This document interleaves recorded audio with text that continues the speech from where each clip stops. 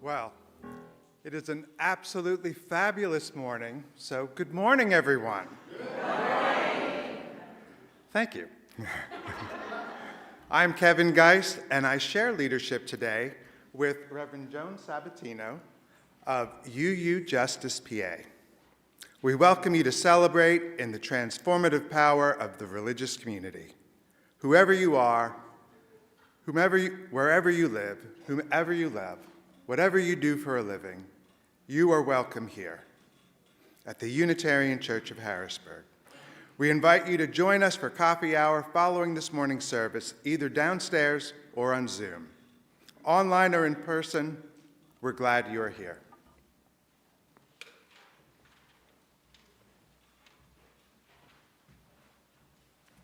Good morning. So in the midst of this world, amid the chaos, uncertainty, and confusion, how do we continue? Excuse me. We come together in community. This is the purpose of UU worship. During this hour, may your mind be stirred, may your heart be healed, and may you find what you need to reach out to the bruised and hurting world around us. We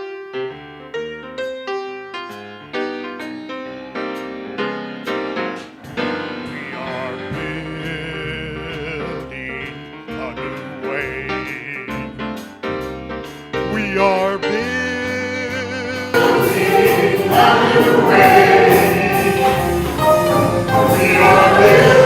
a new way.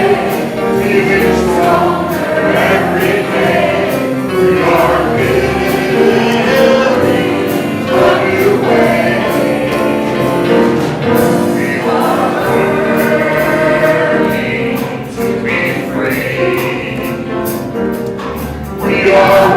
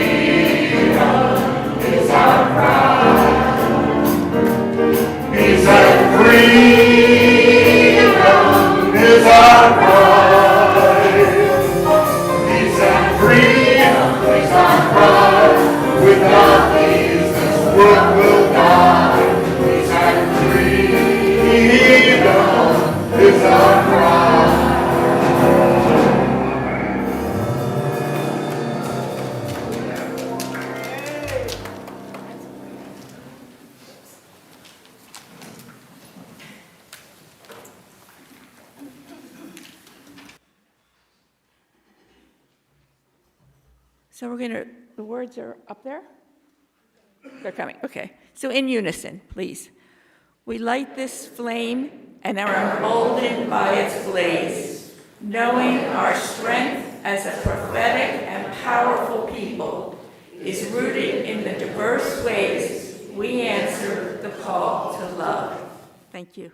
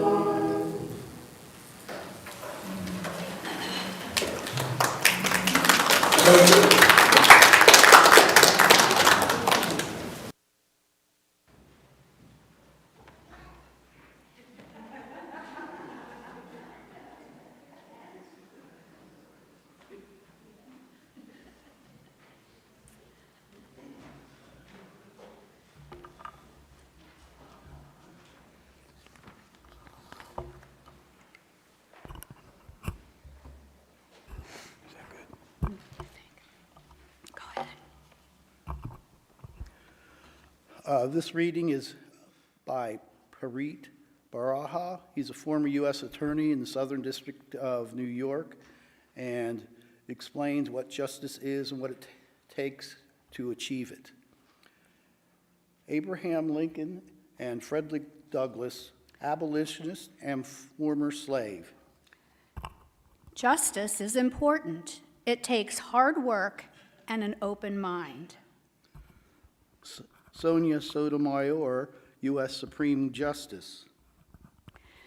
To find justice, ask all kinds of people to join your search. Justice needs to hear every side of the story.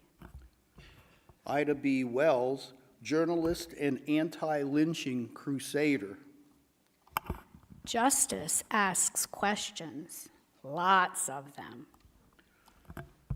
Sojourner Truth, former slave, abolitionist, and suffragist. Justice isn't afraid to right a wrong. Elizabeth Eckford, school integration activist. Standing up for justice can get lonely. Malaya Yousafzai, fighter for girls' education. It can even be dangerous, but justice is worth the risk. Nelson Mandela, anti-apartheid activist and South African president. Justice can be slow.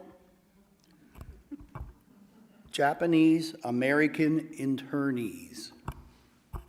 It can even be denied for a time. Tenement slums, slavery, the Holocaust, the Trail of Tears.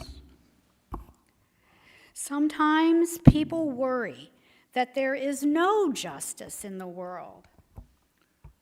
Harvey Milk, LGBTQ activist and trailblazing gay elected official. But don't lose hope. Justice is always there, waiting for good people to find their voices. Black Lives Matters protesters. Waiting for brave people to stand up together. Mahatma Gandhi, leader of nonviolence movement for Indian independence. Sometimes one clear voice can shine through the darkness and say, "This is not right." John Lewis, civil rights leader, and U.S. congressman. But we must always stand watch, because injustice, is always waiting too. We, the people, must make laws to protect justice. Richard Nixon, first U.S. president to resign. And we must make sure that no one is above the law. Because justice matters, and together we can make the world a better place for everyone.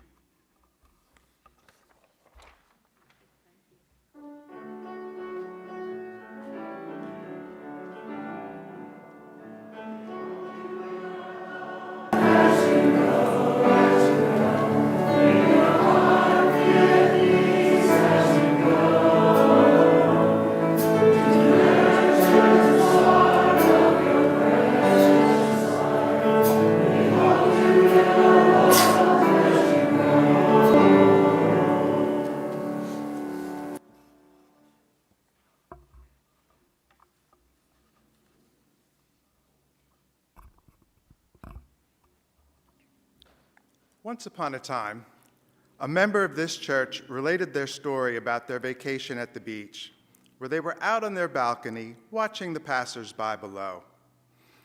They heard some guys on the balcony above them yelling slurs down to the street at two men walking hand in hand. Our friend was appalled at what those guys were saying, and this member started yelling at the guys above him, and a shouting match ensued between the two balconies. The member complained to the hotel management about what they were saying from the balconies and was underwhelmed by the hotel's response. Our dear member was dumbfounded that those men above him would behave that way and that the hotel management would do effectively nothing. I truly appreciated this member's support of my tribe. Still, I had to wonder, until this vacation, on what planet had they been living? Looking back over the last 20-plus years, thanks in part to this church, I came out more and more. I volunteered at church, through this church at Pride, in a visible role. And also during this period, a member of our church organized protests for marriage equality in front of the courthouse steps every February 14th, and I participated in them. I wasn't sure if she selected Valentine's Day for its association with love, or if because Harrisburg Pride is always held on the hottest day of summer, she wanted to juxtaposition another event on the coldest and windiest day of winter. At any rate, one year, a news team even showed up and filmed us, and we were on the local news that evening. A couple days later at work, I was walking out to my car at lunch, and I noticed a group of people congregated at the smoking area. A bunch of non-smokers, too, talking and staring at me. I couldn't imagine why I would be their focus, why I would be of interest. And they didn't greet me, nor feel the need to look away. When I came back from lunch, I popped into the men's room and soon heard some commotion outside the door. A supervisor said loudly enough that I overheard, "What are you going to do? Why are you going in there?" Now, I have to tell you, in IT, normally our management does not get upset or frustrated when we go to the bathroom. I could hear them disputing from that point on in muffled tones, with the supervisor discouraging and the other man insisting. And I knew he wasn't insisting to come in to do number 1 or number 2. From that day forward, people who had formerly been okay with me fell into 3 camps. Those who continued to be friendly, those who distanced themselves from me and did only the minimum to accomplish the work, and those who would stare me down, find reasons to sneer at me or belittle me for various reasons concerning my appearance or my comportment. I had already been trained not to make waves, and I certainly would be the problem. I would be the one that was too sensitive. I would be the one that was difficult to work with, so I didn't make waves. The Department of Health decided it was going to redefine my position as an application developer 3 to be a senior application developer. With this new title, trainees, developer 1s, and developer 2s would report to us seniors, and then we would report to upper management. Lucky us, we all got a promotion with more responsibility and the same salary. We would need extensive management training, as we were strictly technical before. And the administration decided that not only our level, but some levels above us would also need to go through this management training. Once we arrived at the week-long training, we learned that it was primarily diversity training. We learned about the minority classes that were protected by the policies for state workers, which covered more groups of protected classes than for the state as a whole and workers as a whole. And my minority was in the policies that were protected by the state, and that much I already knew. But as the week unfolded, it was evident that the administration expected us and managed to know and uphold these state policies, and it was presented as much our responsibility as our IT work itself. The perpetrators of harassment would not be allowed to get away with any bullying, regardless of if they avoided certain words, threats, or physical harm. The various techniques to belittle or bully someone that were being used against me were all presented in examples and identified. The last day of the class, we had to do role play. We each had to present impromptu before the other trainees and HR reps. We were given scenarios to read and then act out. One person would play the manager. The other person would play the subordinate, either as the bullied or as the harasser. After these scenes, the group would critique the subordinate, which usually went pretty quickly. That was the easier role to play because their role was clearly identified in the script. Then it came time to critique the manager for the various omissions and weaknesses of their discourse with the subordinate. And that's where more time was spent, where the observers would point out faults and made suggestions for improvement. I don't remember of the detail of the scenario I was handed, but my role was to be the manager dealing with the harasser. After our skit was done and the critique of the subordinate was out of the way, the facilitator signaled for the critique of how I handled it and what I said as a manager. After a brief pause, a fellow trainee turned to one of the HR representatives on the sidelines and said, "Okay, you tell us how to critique this one." And the HR rep said, "I honestly don't know what I would do differently either." Now, I'm not saying this to tell you that I think I'm a stellar manager, nor do I think that I'm a genius. But what was new to these trainees, what they had only been learning for this week, what makes harassment harassment, why it's so harmful to the individual and the individual's ability to function on a team, and therefore why it's harmful to a team, that I already knew. But what I did learn that week is that this administration was serious about a zero tolerance for harassment, and I finally believed someone had my back. And I know all the other trainees learned that too, because when we returned to the office, things improved drastically. So, from my personal experience, I can see why this isolated policy really needs to be statewide and federal laws.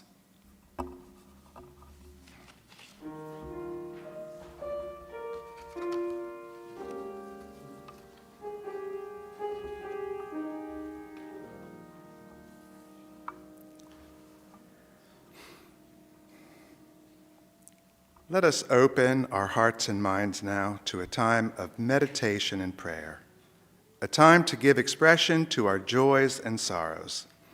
Life inevitably brings joys and sorrows, worries and triumphs.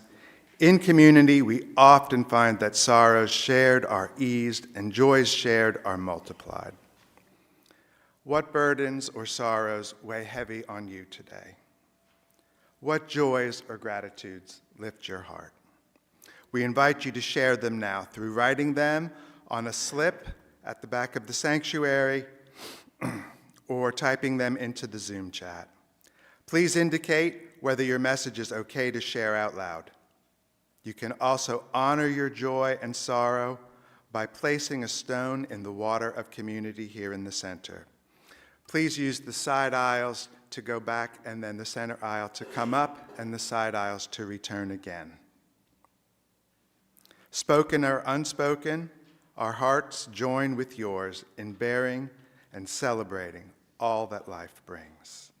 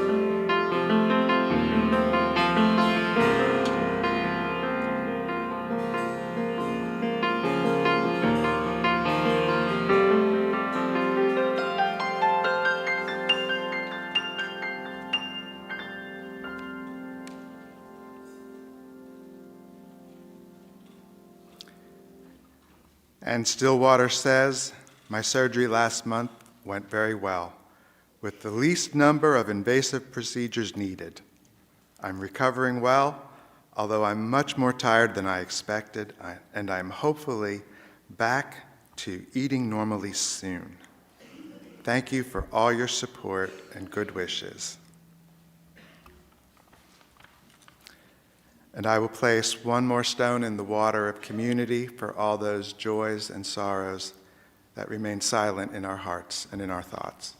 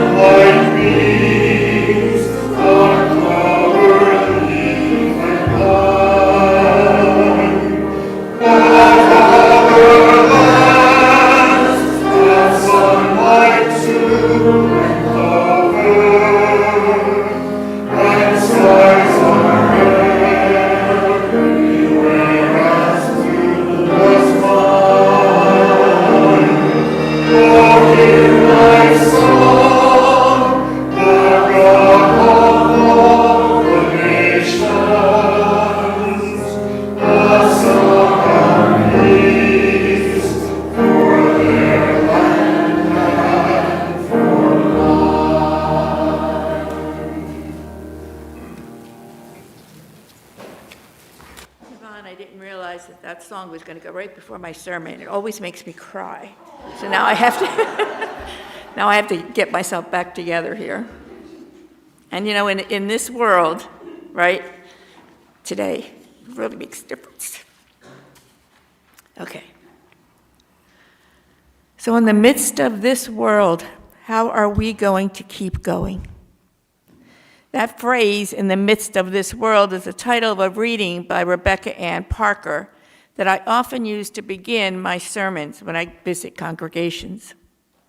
It would be too long to recite today, but the gist of the reading is why I love Unitarian Universalism.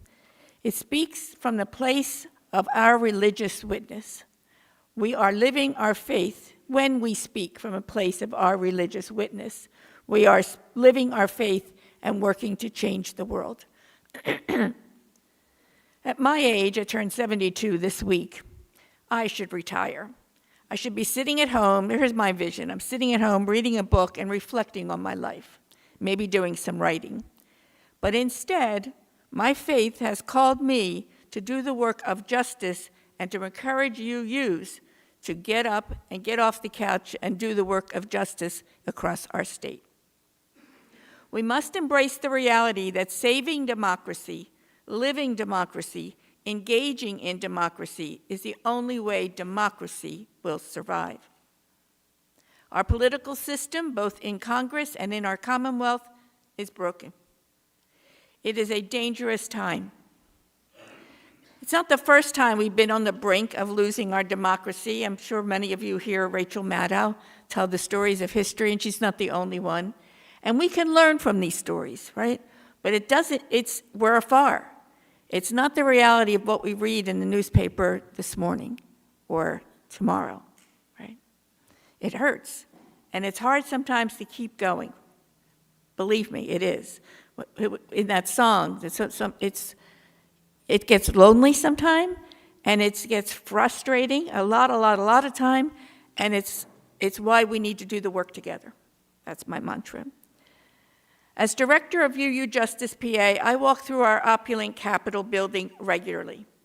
Just this year, I have, along with a dozen or so UUs, a few from as far away as Pittsburgh, participated in a rally with March on Harrisburg to end corruption in Pennsylvania. Money out, people in. Along with 36 Pennsylvanians, 2 other UUs in this room, and 1 UU legislator, we participated in quoting from the court ruling that stated clearly that our educational system in Pennsylvania is unconstitutional and must be fixed. What sort of future can we expect if we are not educating all of our children? Our children can be taught to see the world through love or hate and division. Which will we choose in Pennsylvania? So a brief lesson for those of you who may not know, our legislature runs in 2-year sessions. We are in the 3rd quarter of the 2023-2024 session. It began in January 2023 and will end in December 2024.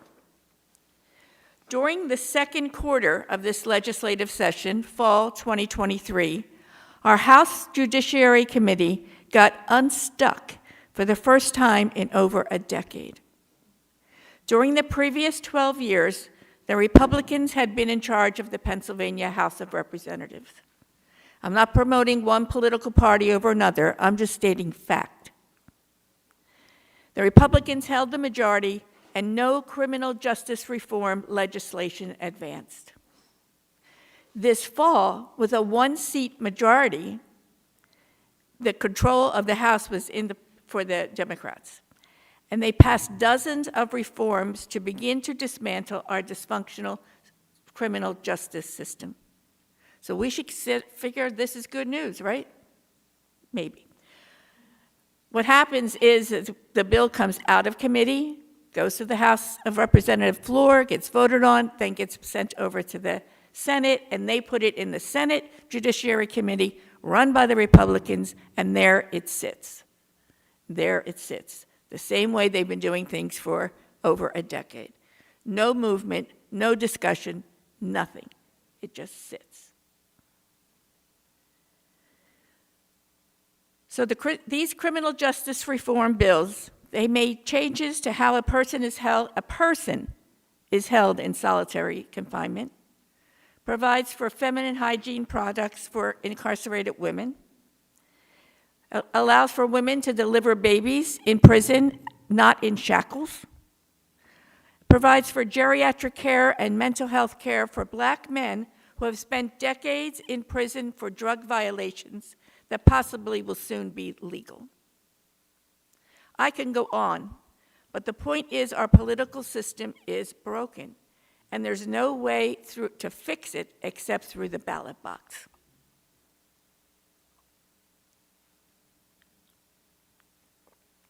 When I started this work, almost 5 years ago now, I would tell people to do one thing.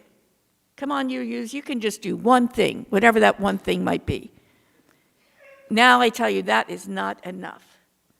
This election cycle, we must be organized and strategic and work together. No one person can do it alone. Not me, not any of you. We've got to work together. We must be strategic in where we put our energy, and we must be do it in community so that we don't burn out. We have each other. Our UUJusticePA mission is to promote justice by voting, advocating, and making just public policy. And I just want to dive into those three mandates for a minute. I'm delighted to tell you that UU the Vote is doing things differently this cycle. In the past 2 cycles, they gave us money to hire an organizer. The first organizer we hired was great, so great that she now works for the UUA, UU the Vote, in Boston. So she's a good organizer. But she did not know Pennsylvania at all. And Pennsylvania is a big state. It's almost many states within one. Geographically is big, and then think of the difference between living in inner city Philadelphia and Indiana, where I spent 16 years, college town. The next organizer we hired knew Pennsylvania, particularly a small town, rural northeast Pennsylvania, but they did not know UU. Familiar with traditional Protestant congregations, our congregational polity, the diverse ways we do things in each congregation, was just too confusing for her. She didn't understand why I couldn't say, here's how you do it, to every single one of our 30 congregations. And we all know that's not going to work, right? It's just not going to work. And we are who we are, UUs, and diverse we are about almost everything. This cycle, we are doing things differently. The resources are still there from the UUA, financial training, phone and text bank training, vote forward letter writing, our UUJPA, ongoing postcard initiative.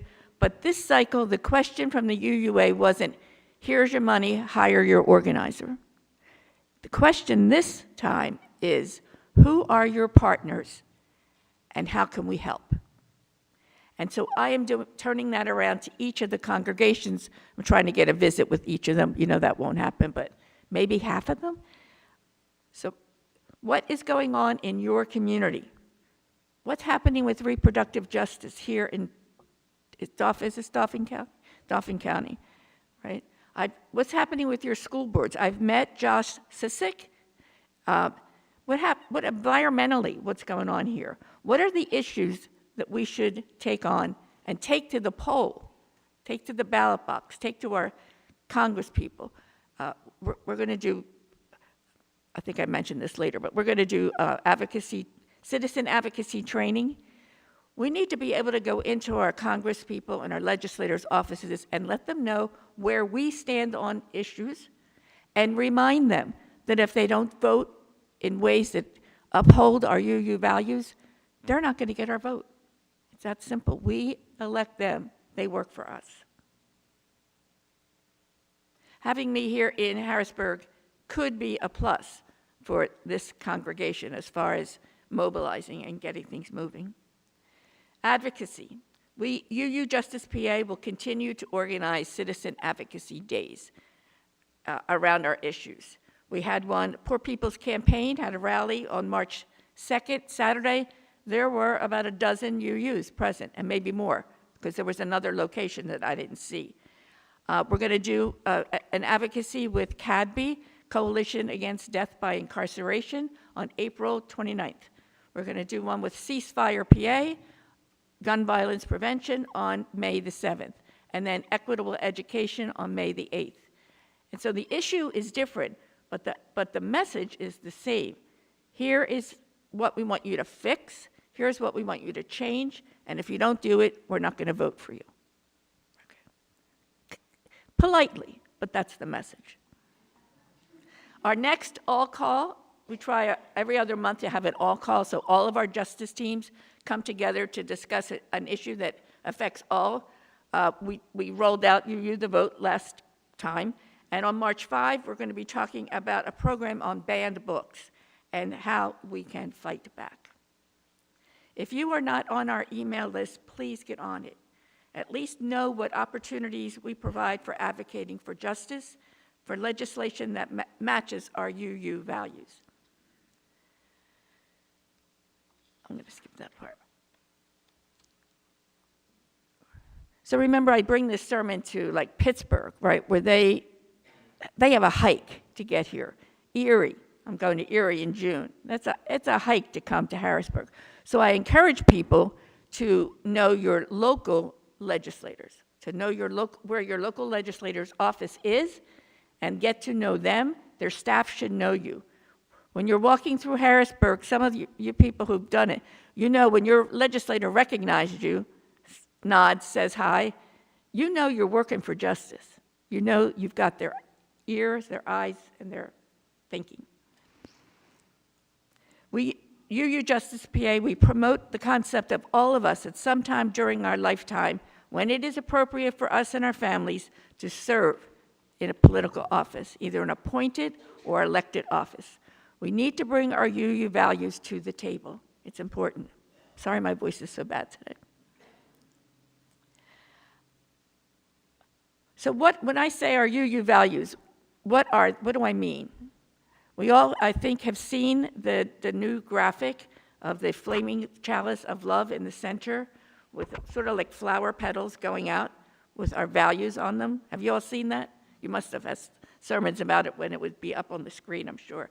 So what are those values? Interdependence, equity, transformation, pluralism, generosity, and justice. I'm a little sad that the word democracy has been dropped from, we used to have our principles, and the word, I used to say often, find me another religion that has the word democracy in their principles, right? It's part of who we are. It's a little harder to say now, but it is. When I say my faith calls me to do this work, that is what I mean. I am called to urge our Pennsylvania General Assembly, that's both the House and the Senate, to pass legislation that is grounded in these values. I know some people are thinking, I don't come to church to talk politics, right? I come to church for community and a respite from this crazy world. And I agree, but we can't do one or the other. We have to do both. We have to ground together, support each other, mobilize together strategically, and continue the work of justice in the world. So now I'm going to get personal for just a minute. Some of you know that I have 2 almost 3-year-olds, and my 4th grandson is in the womb, ready. He'll be born by the end of May. What will their future will be matters to me, right? You, the members of the Unitarian Universalist congregation, no, the Unitarian Church of Harrisburg, excuse me, I know that you do many good works. Our mail, our UU Justice mail comes here. I'm in and out of this building at least once a week, right? And I see the collection baskets for food, for personal products, right? Toiletries. I see what you're doing. And you can't stop doing that. None of us can say, here's a family that doesn't have enough food to feed themselves. I can't walk by and not give, right? But what I want to do, what UU Justice wants to do, is change the legislation in our state so there's less poverty, so there's better education for our children, right? That the pipeline, the high school to jail pipeline for black young men evaporates, is gone, because we figured out a better way to be together as human beings, right? What happens in the ballot boxes in November matters. We cannot be spectators. Our faith and our values call us to be active. I have to believe that the good guy, no matter how old he is, will win in November. We will join with our partners, get out the vote, and possibly talk with our neighbors and families members about our shared values.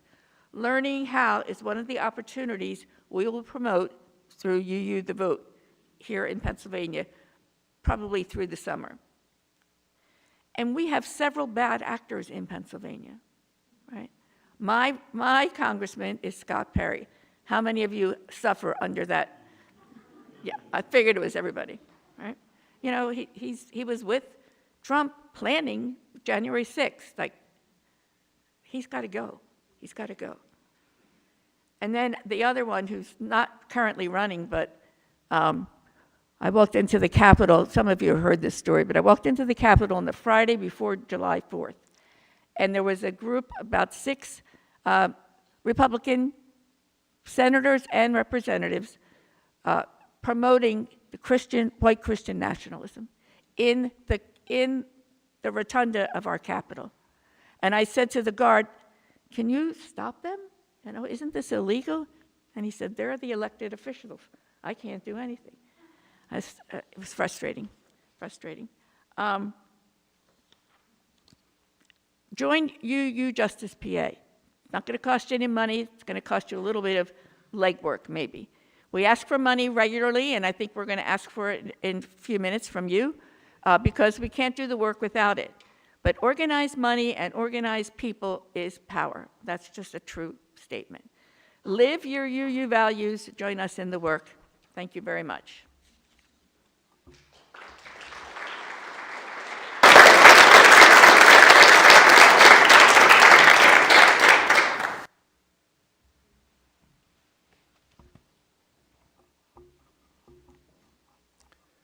The Unitarian Church of Harrisburg is, as always, a freely gathered church of free people. The church is created, sustained, and supported by you. Each month, we share half of our Sunday plate with a local nonprofit organization. And for the month of March, we are sharing with UUJusticePA. UUJusticePA is our Pennsylvania statewide UU advocacy organization which pursues just public policies with our state legislature. The UUJusticePA Education Fund, the education arm of UUJusticePA, is a 501c3 that promotes justice-related initiatives throughout the Commonwealth. If you wish to contribute online, visit uchbg.org for options. Your financial support and commitment matter. Please consider giving what you are able.